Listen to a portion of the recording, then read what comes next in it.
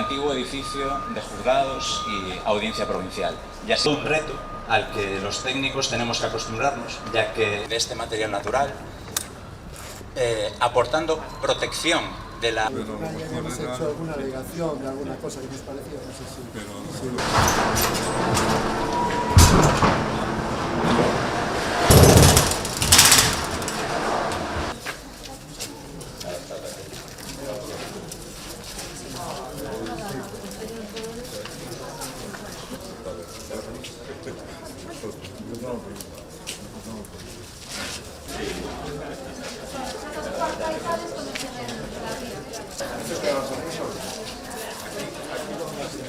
Este hueco aquí,